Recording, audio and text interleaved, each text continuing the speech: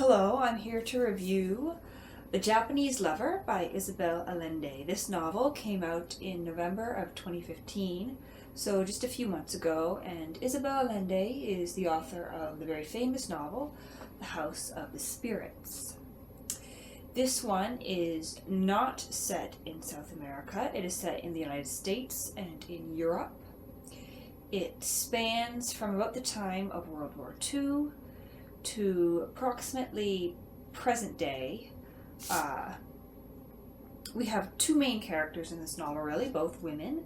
One of them is, she goes by the name of Rena, and the other one goes by the name of Alma. Her name is Alma, or Elma, however you choose to pronounce that. The first woman, she's in her early 20s, and she gets a job working at retirement home, assisted living residence, really. She has kind of a mysterious, hidden, dark past, and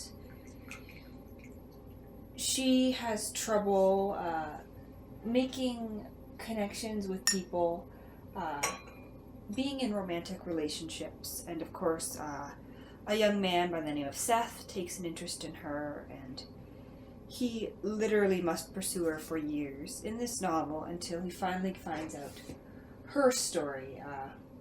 Rena, she meets Seth through Alma. Alma is an older woman, a very wealthy woman, who moves into this retirement home. And Seth is her son.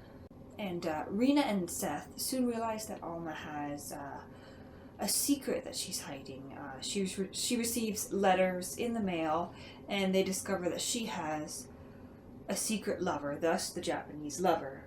And it turns out that back just at the start of the Second World War, she had been sent to the United States from her home in Poland. She's Jewish. Her parents are Jewish. She's sent from her home in Poland to live with her aunt and uncle in the United States, and she meets their Japanese gardener and the Japanese gardener's son, and she quite quickly falls in love with the son of the Japanese gardener, and it's a love story that spans decades. Had a little bit of trouble getting into this novel. The first chapter or two, I wasn't sure if I would like it or not, because it started off very slow. It was basically Rena going and getting this job at this retirement home, and I thought, oh, is this going to be one of those books, one of those sentimental books about death? But it didn't turn out to be sentimental in that way. It turned out to be very good, very engaging. It kind of tugs on your emotions, because you see very distinctly the experience of this Japanese family in the concentration camp in the United States.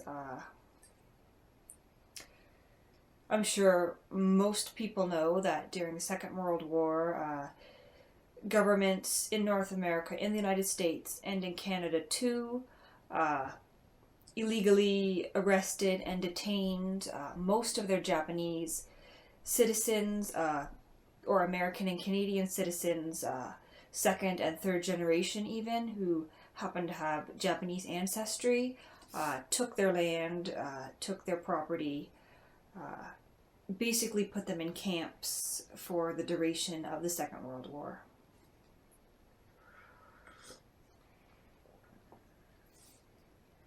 And then, of course, you have the social barriers to this relationship between Alma and the Japanese man that she's fallen in love with. She wants to marry him, but she's afraid that it won't be possible for her to maintain her lifestyle, her wealthy lifestyle, if she does that. In classic Allende style, though, the ending is a little sad, but it leaves you smiling. So as I said, I got through this book in an entire evening. I sat down and spent about 4 hours and just read the whole thing straight through and really enjoyed it. I was laughing out loud at some points. There was one point where I almost started crying, but yeah, I'd highly recommend it. The Japanese Lover by Isabel Allende.